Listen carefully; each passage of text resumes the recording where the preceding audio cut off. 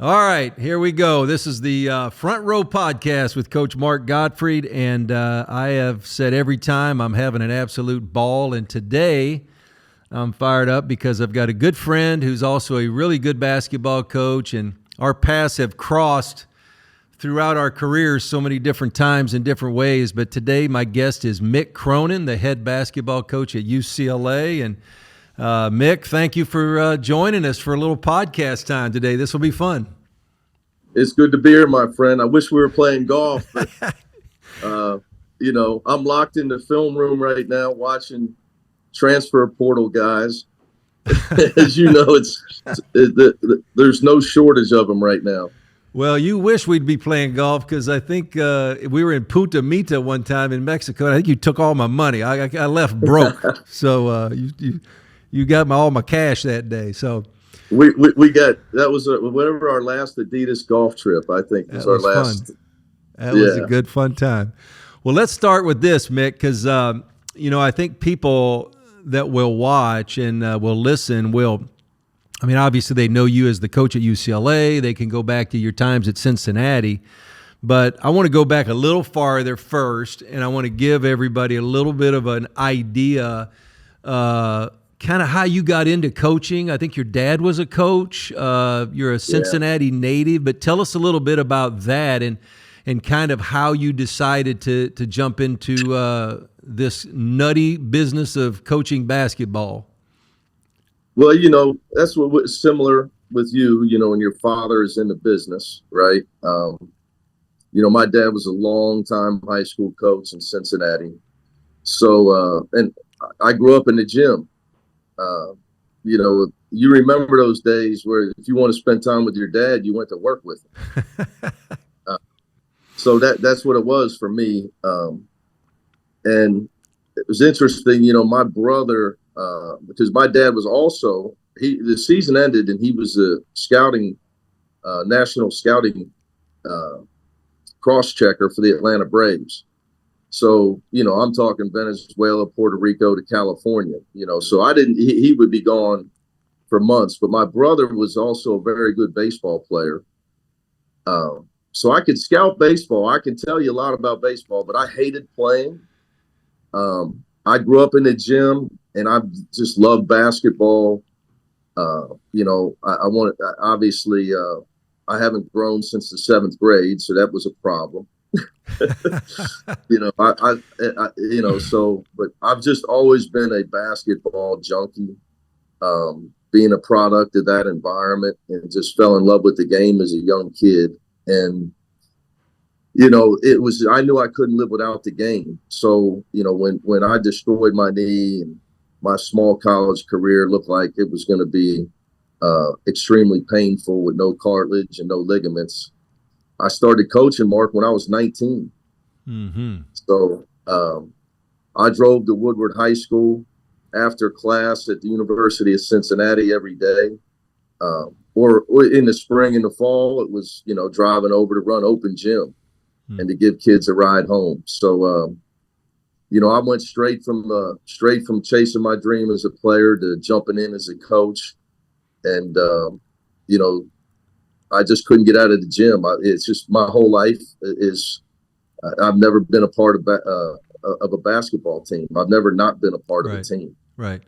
Interesting. And here's a question, or I want you to talk about this with me, because when I was with Jim Herrick and we were at UCLA together, and Jim had 9 years as a high school coach, started off as the JV coach at Morningside High School. Then he became the head coach at Morningside, but he was there 9 years before he got a break and got into college.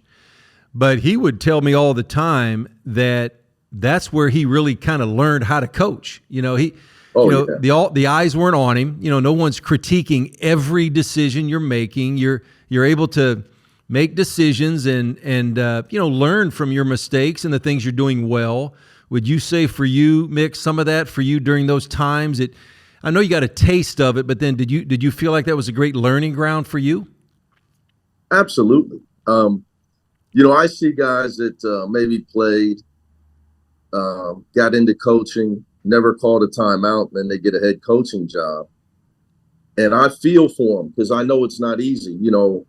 I don't care what level it is. Like Coach Eric was saying to you about Morningside, I got to coach my own team as a freshman coach when I was 19. Hmm. You're in. It's just you and 12 kids looking at you. Like, Right. what are we going to do, Coach? Every day, how are we going? How do we get better? How do we win? Then I was JV coach for 3 or 4 years. Before I got a chance to go with Coach Huggins. And we both were the head. People don't know out there. We were both the head coach at probably the best place to be a head coach in your first job. No question. At Mercy, But again, we don't have the bright lights of ESPN on you all the time. Right. You maybe say something dumb in the media, nobody knows. You don't have a newspaper covering you like crazy.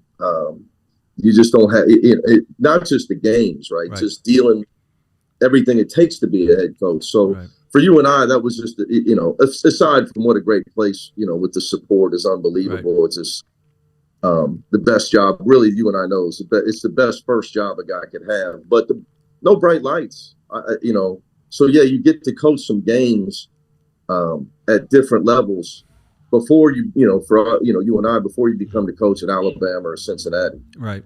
It's interesting too. You brought that up at Murray because Murray State, even though the tradition, it's a lower level, but they have great tradition and they love basketball there. I mean, you got more support at Murray State, maybe as good as anywhere for their level. But it's like you made a great point, Mick, because it's not just coaching the games and your zone, your man, what are you going to run offensively, you're out of bounds, all those type things. But it's hiring a staff. It's how you're going to go recruit. You got to learn how to speak to everybody in your booster groups and just people in the community. It's an opportunity to learn when you're not being critiqued. You're not dissected like a frog, which you are as you get higher up the ladder. They're critiquing every single thing you do, how you walk and talk and this and that. And Murray, for me, was that way, and I'm sure for you, that same thing. Even though you were around great coaches, Bobby Huggins and Rick Pitino and some other great ones, what a great opportunity for both of us, and at a place where you have a real good chance to win, too. A lot of places you don't have a great chance. There you got a good chance. You got to kind of halfway screw it up not to win, but you did such a great job there. But I'm sure that was a great opportunity for you to continue to learn and build and become kind of who you are. Yeah, and you go back and it's like, oh man, did I really say that? Yeah. Some of the things, it was different times, right? There wasn't a camera on you all the time. There wasn't a camera phone on you all the time. Maybe when you're walking off that court at Morehead State, and you've got that guy screaming at you. You and I might have said something back at him. Yeah, but just so many things. It's having called timeouts, and what we mean by that isn't just calling a timeout when to call a time. It's having to run your program and be a head coach. Right. The experience with the lights where you can make some mistakes and learn from them. Right. So when you even early on at Cincinnati, I got better in all areas, not just coaching, staff, how to deal with people on campus, deal with disappointment, admissions. I mean, you and I have been through all that stuff. So you get better as time goes on with that. And as you know, nowadays, time management. Yeah.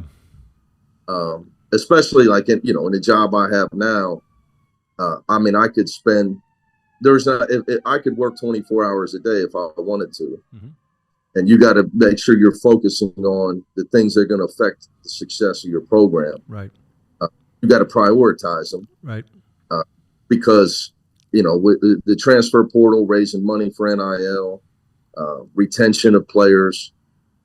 That takes up enough of your time before you even get to like player development and coaching, which is what we love to do. Right. That's before you put your sneakers on every day. Right. You're dealing with all that other stuff.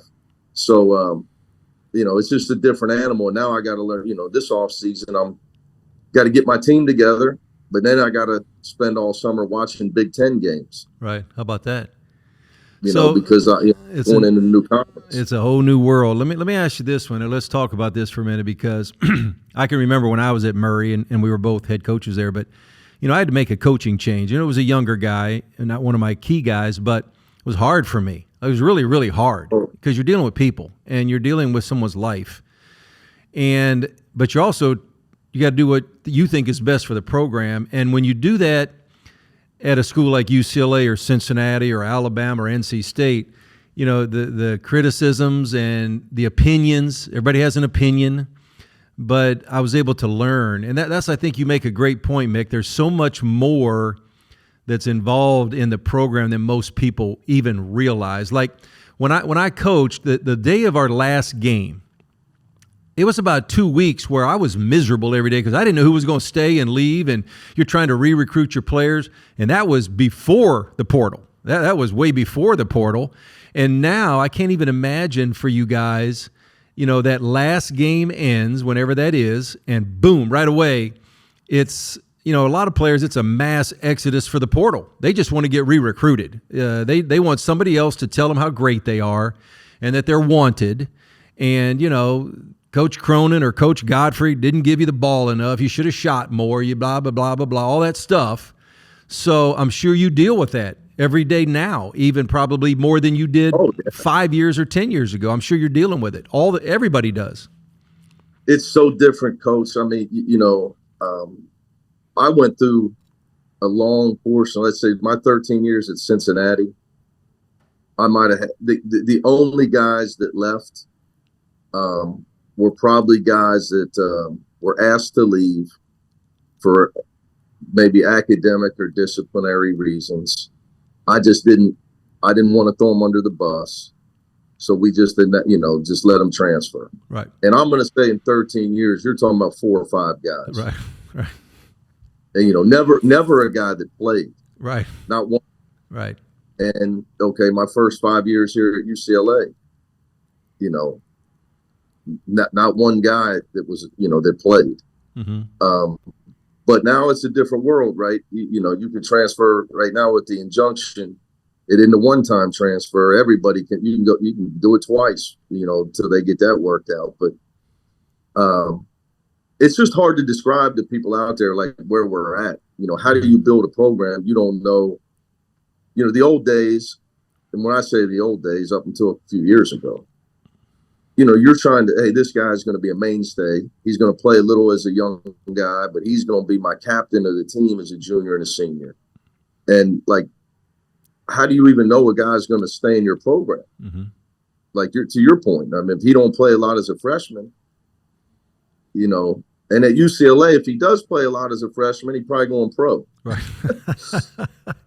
If he doesn't, he's probably transferring.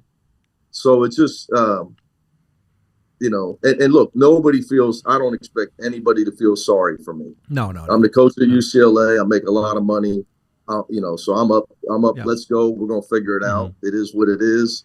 But it literally, imagine if the Lakers or the Clippers, everybody was on a 1-year contract. Mm-hmm. Mm-hmm. I mean, that's how it is. I mean, your whole team is on a 1-year contract. Mm-hmm. I've said so that. I think people just assume okay, you guys were young and, we can add some older guys and we'll be great. Well, you're assuming all the young guys are coming back. Right. Right. And in the era of who gets what in NIL, I mean, just there are no guarantees. And that's what all coaches right now are working through. Like you talk about the season ends and you need a rest. Until my team is set for next year, there is no rest.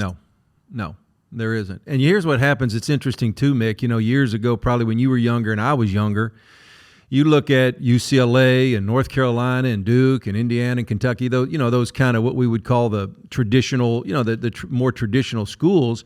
Nobody left those. No one left. No. Roy Williams at North Carolina, I think until the big kid left and went to Auburn, that had to just, you scratch your head at night. Now we're in an era where, the money is so big in the NBA, kids and their parents and their friends and all their people think they're all going to the NBA and they're all going to make $50 million a year.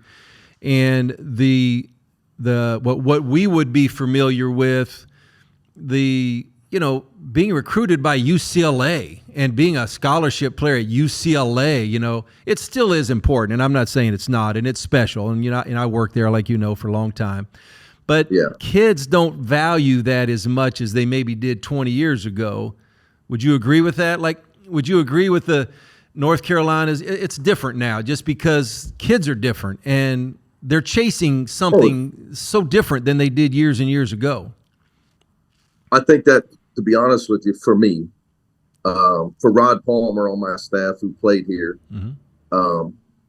it's the hardest part of dealing with this because you got to check your feelings at the door because, for me, I'm the coach at UCLA. Like, are you kidding me? Right. I mean, you knew me when I got into the business. Right. It's like, you remember me as a young guy, and you're coaching Alabama and I'm Huggs' assistant looking down at you trying to steal your calls, So I don't forget that. So like for me, it's an unbelievable privilege. So it's really hard for me to get to a point where, all my, I feel like any kid I call to recruit should be like, wow, UCLA, not Mick Cronin. It's just UCLA's calling me. Right. Or I get to go to school at UCLA. Like nobody can get into school here. 170,000 people applied this year. Wow. 170,000 people just to go to school here, aside from to play in Pauley Pavilion, in the shadows of 11 title banners and 19 Final Fours and Kareem and every Walton's jersey and every, Reggie Miller. I mean, you kidding me? So, but you can't get jaded. It's a different era. It is. And some kids, look, in fairness, some kids do appreciate it. Oh, yeah. But in fairness to them, it's just a different era. It's the era of instant gratification and NIL. I do feel that it's not all positive. I'm not against it. My biggest concern with the whole thing is how many guys are not going to graduate because of losing credits. Who in the transfer portal is really worried about is everything going to transfer, coach, so I can get my degree? Of the 1,800 kids that transferred last year, how many of those guys were negatively effective, and it could cost them to not get their degree? Right. Because how many people are even with NIL, these guys, everybody's going to need a job at some point. You're not going to make enough money, so it's not all, there's negative effects. I think the biggest piece is if it affects graduation rates. Right. But I can't hold on to, what you and I would think, oh my, every kid should be, got a chance to UCLA's calling, Right. It's just a different world, a different era. And it's not going back, right? It's not going to change. Mick, you made a great point, and I have said this many times. I said, can we imagine pro sports, pro baseball, the Dodgers, the Lakers, the Rams, or anybody out there, if every player was on a one-year contract?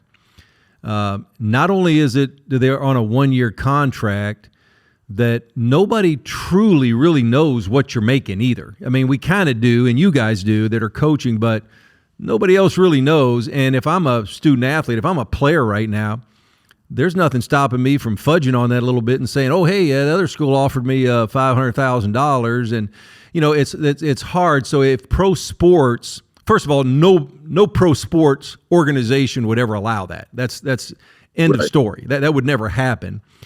And it's been thrust onto all of us and you guys that are coaching right now, and you're supposed to navigate this thing. And then a lot of people, me included, would get really frustrated with NIL being there and the expectation that every player thinks they deserve some money of some sort. But then you add the portal at the exact same time. And I've had other coaches, Mick, tell me point blank, guys walk in the office and say, Coach, if I can't get $500,000, I'm in the portal. It's just that simple. And that's really not what you and I ever signed up for way long time ago. That wasn't part of the gig like that. And so you've handled it really well, and you have to kind of shift with the times, even though it can be like, ugh, what are we doing here? This is just a different deal. Yeah. Like, I'm like you. I'm glad guys can get money, the guys that really deserve some. Now, I understand Bryce Young at Alabama, the quarterback. He's on a Dr. Pepper commercial. I get that. I mean, hell, he's a big-time name, but you got the fourth-string defensive back expecting, $500,000 at places. It's a little bit out of control. So you guys you're dealing with stuff that some of the guys today they don't have to deal with. Yeah. I mean, everything you said is right. But I think, I've always looked at it this way, Mark, like, and this is for players too. Like, I think, mental state is everything. Mm-hmm. And you're never going to play well. I tell my guys this, you're not going to play well if you're not in the right frame of mind. Mm-hmm. And even when you leave playing under me, you're not always going to agree with your coach, whether you're playing professional in the NBA, the G League, Europe. Mm-hmm. There it's really all business, right? Mm-hmm. There is no put your arm around, heart and heart talks, with kids that you care about. Like, it's just business. Mm-hmm. So you have to you gotta, I'm just like my advice with guys. So I'm trying to take my own advice. Mental state is everything. Mm-hmm. So if I'm going to keep coaching in these times, I'm not going to complain about it. I'm just going to embrace it and try to figure it out. Mm-hmm. And you got to evolve with it, and try to have some fun with it. Like, mm-hmm. Now, sure, in a perfect world, we would all say, yeah, but coach, this should be more organized. Like you said, there should be some transparency. Maybe the schools should be paying the kids. I agree with all of that. Mm-hmm. But where we're at right now is where we're at. Yep. And, I just feel like, you only live once. Mm-hmm. And I don't ever want to hang around people that all they do are they complain. Yeah. I don't have them on my staff. Yeah. I don't want to hang out with them. I definitely don't want to play 4 hours of golf with them. We want to laugh. If we get a chance to get out there, we're trying to laugh a little bit. Oh, yeah. But I just think it's so easy. They call it, it's low hanging fruit to complain right now. Mm-hmm. So my thing is, go the other way and just say, okay, how do I figure this out? How do I embrace where we're at right now and do the best job that we can with it? Yep. Because, I've had challenges here mm-hmm.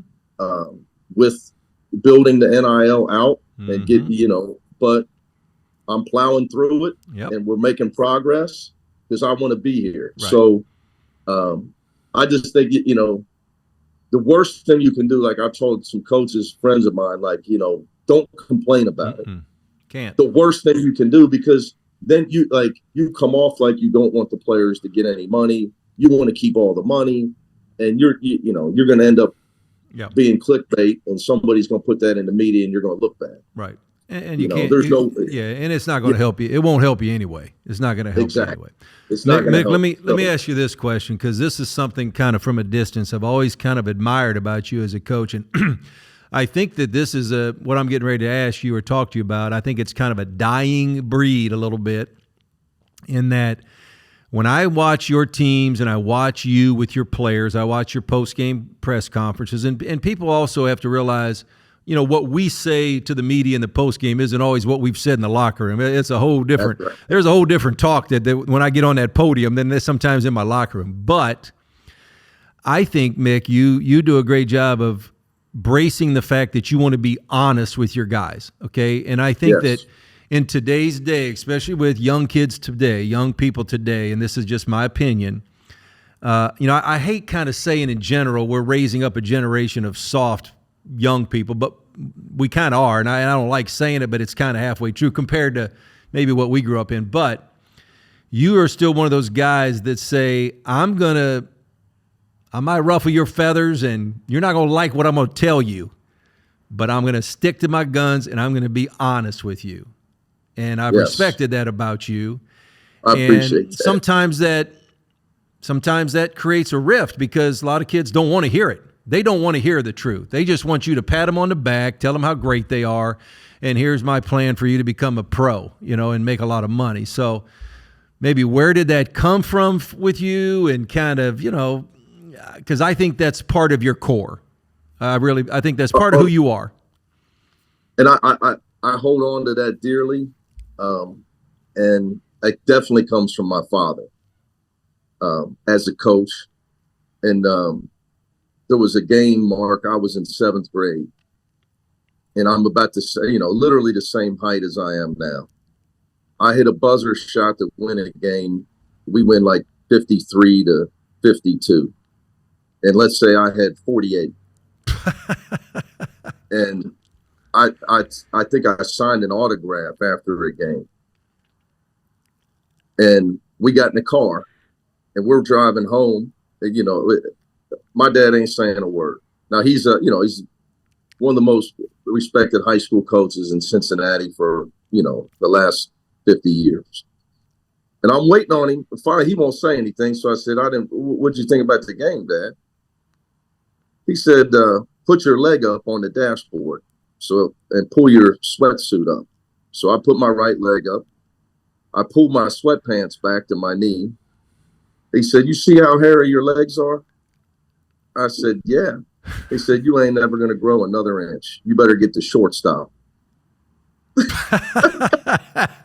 I just had, like, I'm telling you, it might have been 50 out of 55.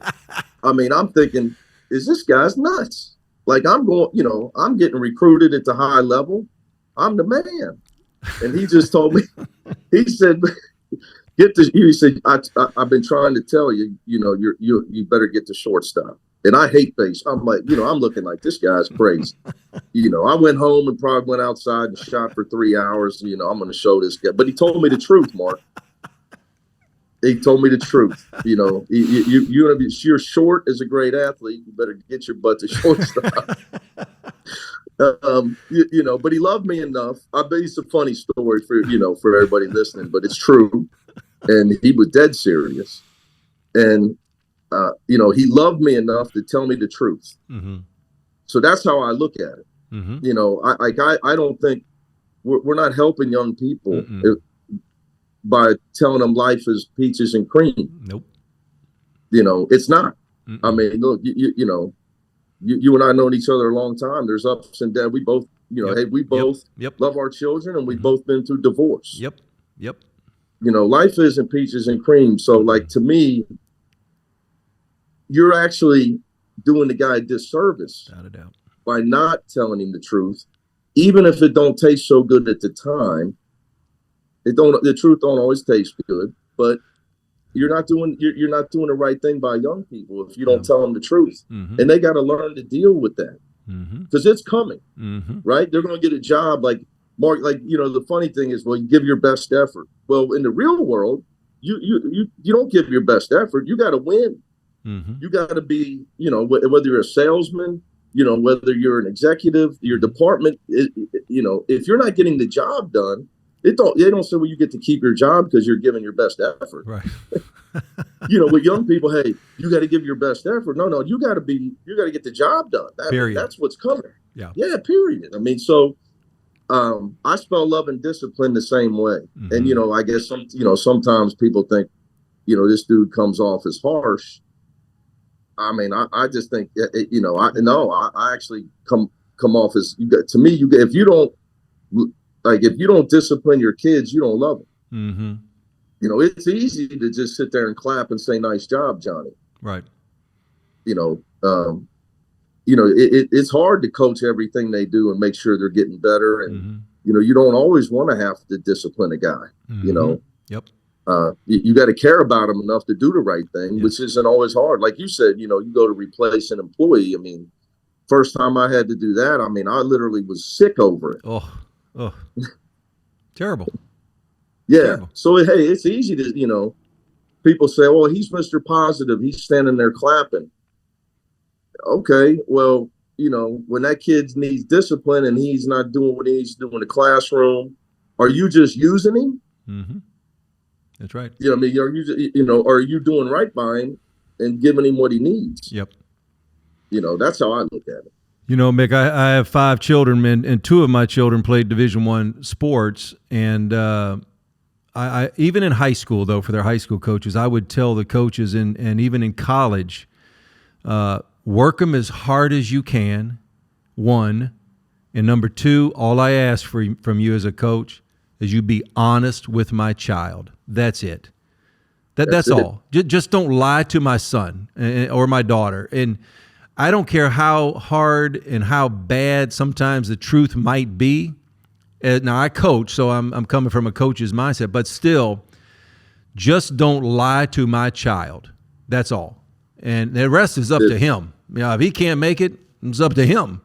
But your job as a coach is to work him hard, teach him, and be honest with him. And that's one thing, like I said, I've always with you, and I tell you what's interesting for me, because and here's why I really kind of admire that about you, Mick, is that we're in a world, especially with the portal now and with this NIL, years and years ago, guys didn't transfer very much. Like you mentioned, there was 1,800 kids transferred in college basketball last year. There's only 300 teams, or 340 or whatever that number is. And so for 1,800, think about that. That's a lot of kids that are changing schools. It's headed for more this year. It will be. It'll be more this year. But I think for you, I think that, just as an outside, I'm on the outside looking in, I think that's the right way to go, Mick. And I tried my best to be that way as a coach. Guys didn't like it at times. They'd cry and go home and call mom and dad, and coach told me this, and coach, whatever. And hey, I remember having a kid on my team, and his mom called me, and she couldn't understand why he's in the starting lineup. And it was real simple to me. Play better, play more. How about that one? And she said, well, and I said, hold on now. I don't think you heard what I just said. Tell your son to play better. He'll play more. I mean, this isn't real tricky at this level. I mean, but you've been able to kind of hold on to that through in an era where, kids, as soon as they don't hear, they want to go. They want to find somebody else that has a softer voice, or they're going to be kinder, all that kind of stuff. And so you've been able to do that. Well, it's funny because I tell them, now there's I'm meeting with players now, and I'll just share with you, some of my guys just got to play better, play more. They literally just got that speech this morning. Yeah. We just came off break. And I add to it, just so you know, no matter what any coach tells you, they're going to say the same thing. Period. I don't care what they tell you. It's funny in recruiting. I heard this one time, Mark. You're recruiting, and the guy says, my old assistant, Larry Davis, we both go way back with. The kid told Larry Davis, hey, I went on this visit, and coach told me they were going to put the ball in my hands, and I was going to be the guy. And so the kid came to our visit, and I said, let me ask you a question. When the coach said that to you, did he make sure he had a team meeting and say it in front of the rest of the guys? Because if he said that to you, he told all those guys the same thing when he recruited them. Just so you know, and that's probably why half their team is, he's had 10 transfers in the last 5 years. Right. Or you want somebody to tell you the truth. Like, come on, man. Here's what I see for you. Here's what I see in your skill level. Yeah, this is what we need. But you don't play well. Nobody's playing you. Yep. Yep. It was a funny one. Tell him to make sure he tells the rest of the team, by the way, that you're gonna have the ball in your hands when you get there, and they're all gonna have to deal with that. Right. Right. But did he give that speech in the locker room in the team meeting? But like you said, some people want to hear those things. And it may not be to my advantage, to be honest, all the time. No. But I just think I call it front-end recruiting, Mark. Mm-hmm. And I just think you're going to get further with guys that are like, hey, coach, I get it. I'm mature enough to know coaches are playing to win. Mm-hmm. And, I want to get better. You got a track record of making players better. Mm-hmm. And, there's 2 kind of guys, buddy. You know this. We've coached. Okay, it's going to be way harder than you thought as a freshman. Mm-hmm. You're either going to, and that's a fact. Adversity's coming. You're either going to quit and go home and transfer, or you're going to fight through it. You're going to get better and play more. To your line, you're going to get better and play more. That's it. So, or you're going to blame your teammates, coaches, whatever, and you're going to move on. And that's just, I'm okay with that. It's okay. I think everything happens for a reason. Right. I think, one thing I get, Mark, is like people say you get guys to play defense. I was like, well, you really, how do you win if you don't defend? Like, I'd like to show me a team that doesn't defend and wins. Can't. So like if the kid is competitive and he wants to win, you really aren't going to have to beg him to play defense. No. Like you think I ever had to tell Jaime Jaquez to play hard? All I had to do was like coach him and give him technique. I never had to say play hard one time to Jaime Jaquez. Right. So maybe that's why he is where he is. Right. Mick, go back with me because early in your coaching career, you were an assistant coach, and I learned a great deal from Jim Herrick. So I was with Jim for 7 years at UCLA.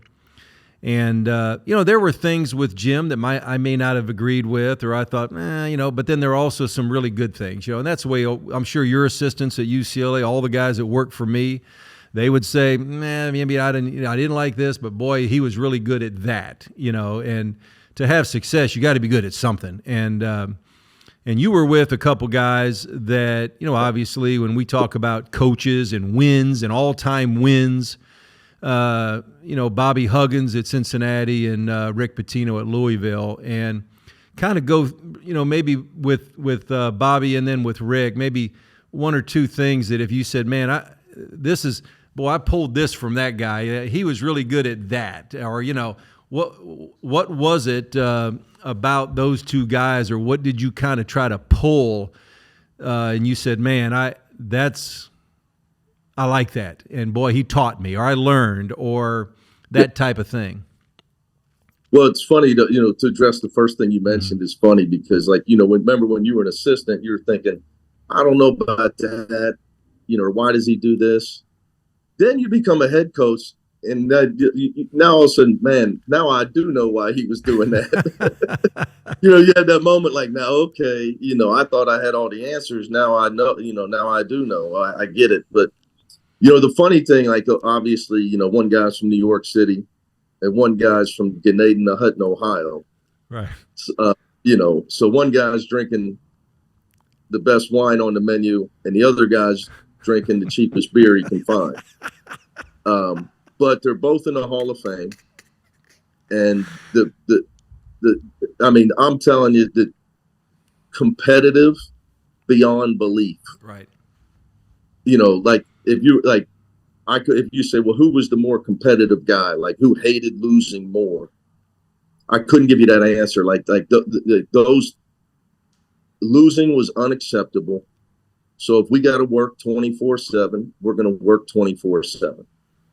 And that's what I gained, like these two guys, it was immediately, I left Coach Huggins and went with Coach Pitino. It was like, he's the same, Coach Huggins, like nothing is acceptable but winning. Okay. So however we got to, we got to recruit harder. We got to work harder. We got to watch more film. We got to practice better, whatever it took. And, that's what I derived from both of those guys. Like, you can never accept defeat in any way, shape, or form. And it just, to your core, like, it's just, like those guys. And Coach Huggins wants a job right now. And he's going to be 70 in a couple months. Coach Pitino's back, and he's 71. Like, they can't get enough of it. Like, like, I'm thinking, what are these guys doing? Especially in we've talked about this era. There's a whole new era of where it's harder to be a coach. But they can't, it's just who they are, just unbelievable competitors. Coach Huggins, I'll just give you like tactical things that help me, a lot, obviously, but I don't know how many people teach rebounding the way Bob Huggins teaches rebounding. And I'm not just saying go. I'm talking about technique of how to offensive rebound, positioning of your players on the weak side, the teaching of beating a block out, how to rebound from the perimeter to make sure you don't go towards the baseline side of your man, wedging, spinning, and doing it on a daily basis to where it's a core tenet of your program. Obviously, if you watch Houston play, you know that Coach Sampson does it. Mm-hmm. And I know it was special because when I went with Coach Pitino, and I was, he said, "What do you want to do?" And he and I asked Kevin Willard's like, "Wow, I'm comfortable with the guards." I was like, "That's all right. I've been working with the big guys at Cincinnati." So as I started teaching the guys these techniques at Louisville, he hadn't seen it. Coach Pitino was like, he was like, "It's really clear." He's like, "I'm going to focus on offense because you can really, you've been so trained on defense and rebounding by such a great coach in Bob Huggins. There's just he's as good as there's been in modern basketball in those areas." Coach Pitino, running how to run a program and deal with your boosters, your donors, your university, the media. He could be a CEO of a Fortune 500 company. So that was really valuable for me. But the spacing offensively, the stuff that he brought from the NBA, was stuff that I really needed to learn. And it was new, it took me to another level. And so I would like, look, to work for those two guys is like, who's worked as an assistant in college basketball at the two spots you've worked are two Hall of Famers and are two of the best coaches in modern basketball. So obviously I'm very fortunate. Right. When I was my last year playing at Alabama, we get to the Sweet 16, and we had a really good team. We were a 2 seed and played Providence. And Rick Pitino was probably 30, young 30s maybe, mid-30s, I can't remember. But and Billy Donovan and Delray Brooks, that crop that went to the Final Four. And they beat us in Louisville at the old Freedom Hall. But that 1987 was the first year of the three-point line. And Rick Pitino obviously had been, around the NBA and that New York kind of area. Yep. And they were ahead of the game with the three-point line. They utilized the penetrate and pitch and spacing, and he had recruited some good shooters. But he was, at that time, I think he was just ahead. And I played for a phenomenal, amazing coach in Wimp Sanderson, who was a pounded inside, we're going to throw the ball to the post every trip down the floor. And here we get in the Sweet 16, and you're playing against a team that's running and penetrating, finding guys, and they're dribbling, and guys are floating to the opposite corners, and they're throwing the hammer pass, and they're making threes. And we it was like an avalanche hit us, But I've always told Rick that, he was just ahead, in my view, in that regard, in that part of the game.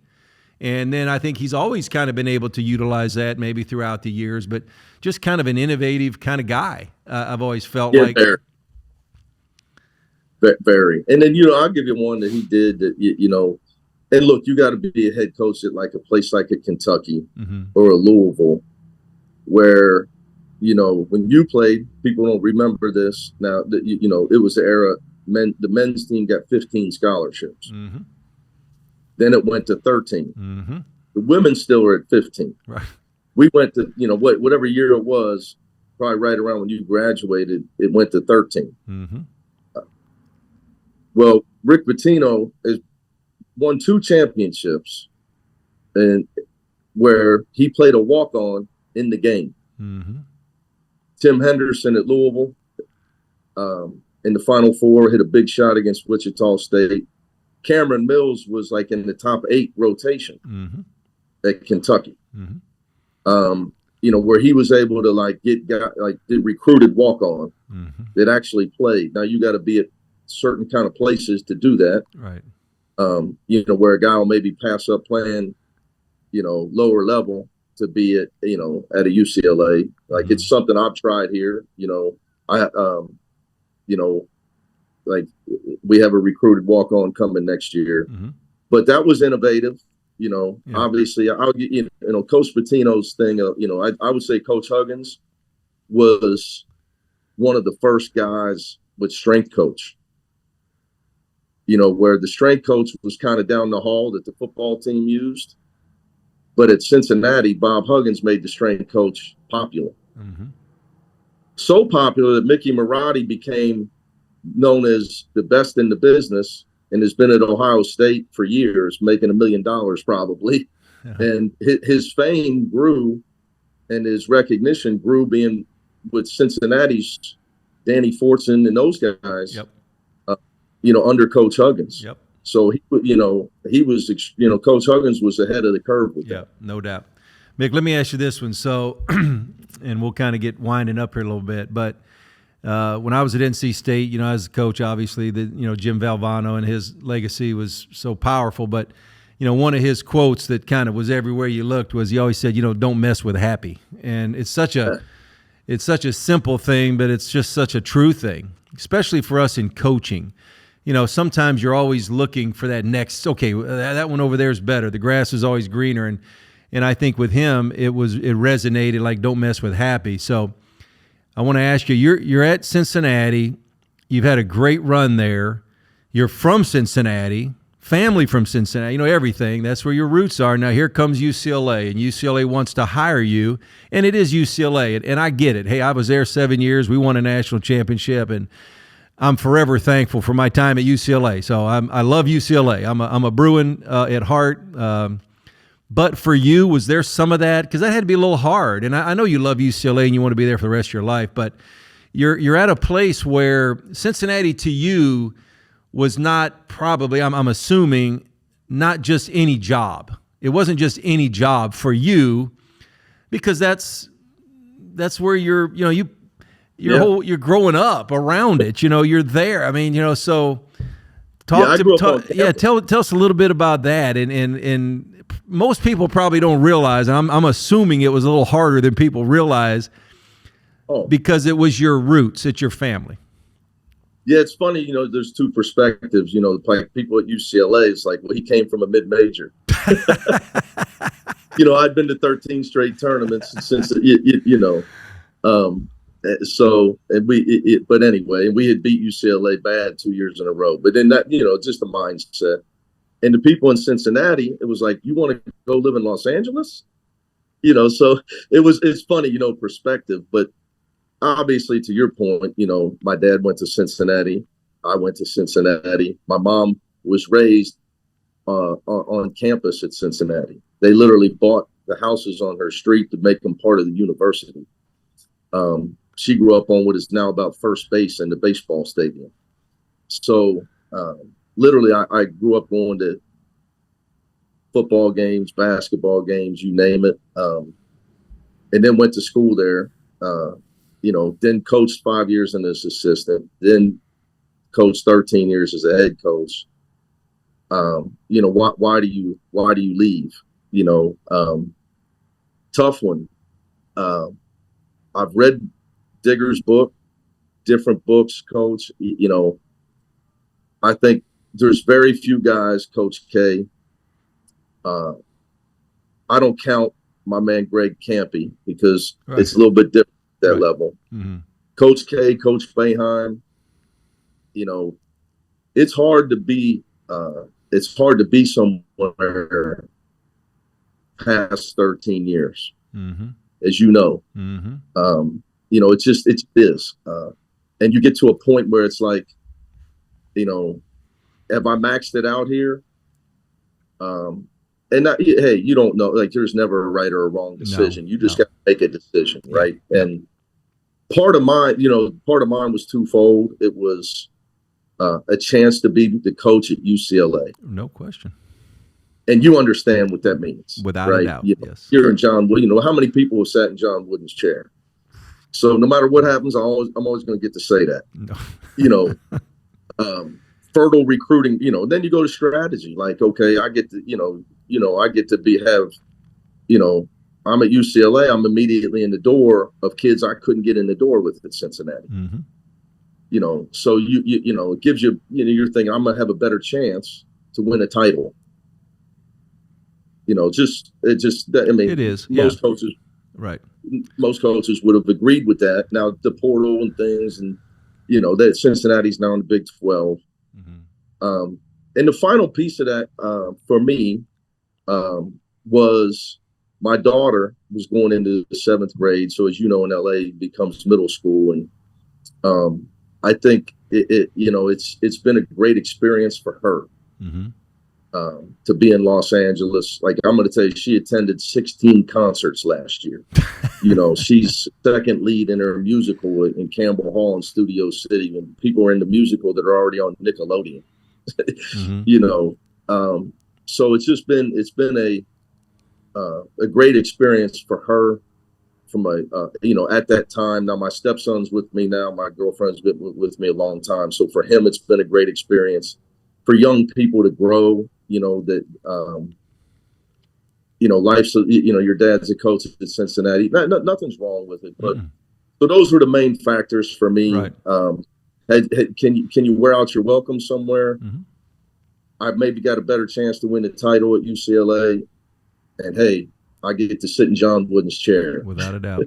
Without a doubt. Mick, last one here. Let's just do this one real quick. But the Big Ten. All right, here we come. Oh. Here comes the Bruins and the Trojans, and we're going to, not to mention Stanford and Cal going to the ACC. But here we come, the Bruins and the Trojans. And how does that for you change the job? Because there's obviously a lot of travel. I mean, there is. You can slice and dice that one any way you look at it, but you're going to log some hours on some flights. But in your mind, from your seat, what does that do to the job, to the UCLA job? I think any coach would agree it becomes harder. I don't know, people like people that know Big Ten basketball. Now all your road games are sold out. I mean, you said, well, Rutgers, yes. Go ahead, look at Rutgers' home winning percentage the last 3 years. I mean, go ahead, look at Purdue at Rutgers the last 2 years. Just to pick one out. You think it's not sold out at Michigan State and Illinois and Indiana. I mean, these places. The Big Ten is so successful in this era of the Big Ten network because you got the state schools with massive followings that are going to sell out games that also are watching that Big Ten network that have made it such a monster, which is why, obviously people wanted to get in it for the revenue. So even aside from the travel, just the logistics of, in our league, the only game you played on the road that was sold out was Arizona in the Pac-12.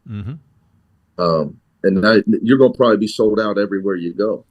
Aside from the fact that the logistics of the travel, like if I'm a player, branding gets better. If I'm a recruit, I'm nationwide now. We're from D.C. to L.A. You got D.C. and New Jersey to L.A. We're going to be playing on the Big Ten Network and Fox and all this stuff at better times. We're not going to have the West Coast bias because the media back east is going to know our team better because we're in the Big Ten. So it's better for a player, but it's going to be harder to win. Right. I was in the Big East, as you know, when it was the monster, and it was 16 teams, and we had 11 teams make the tournament out of 16. And our team that was tied for 9th, 10th, and 11th at 9-9, UConn won the national championship. So, that's the animal that it's going to be with 18 teams. And I used to say, man, you got to win 2 out of 3. Now, back then, you only played 18 league games. If you could win 2 out of 3 and go 12-6, you were a top 20 team. And, I mean, it was, that was like, because, in the NBA, the Nuggets, I think right now got 53 wins. They might get to 60. That means they're going to lose 23. And they may already have 21 losses. I think they're like 53-21.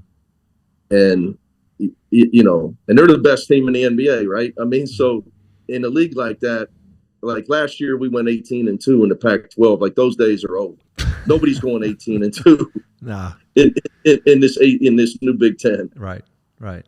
Well, it's a new animal, and but I think you'll conquer it, Rick. I think you'll figure it out. You figured it. You've been able to figure it out your whole career, and it's just like solving a puzzle. You'll figure it out. But man, I wanted to say thank you. I know you're busy, like we said at the top of the show, man. This time of year, people don't realize how busy guys like you are. They think when the season's over, you're on the beach in Aruba, hanging out with your feet up, and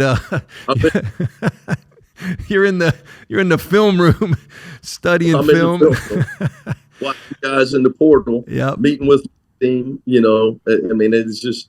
I'm not complaining. Like I told you, I think my advice for anybody out there listening is, I said this, people, if you're complaining about their job, then quit. Yep. We only live once. Go do something that you enjoy. That's right. And do what Jay Wright did, man. Just go do TV. Get out. Yeah, do something else. Get out. He said he wanted to play golf with his buddies. Yep. He wanted to go to Florida in January. Go get out. But I'm in it, so I'm going to keep smiling and embracing it. Yeah, well, I'm playing pickleball every day, so you can stay in the film room. I'll be hitting the pickleball. So, all right, Mick, thank you, man. Appreciate you very much, and good luck to you. It's good to catch up, man. I appreciate it, Coach. Okay, Mick. See you. Take care.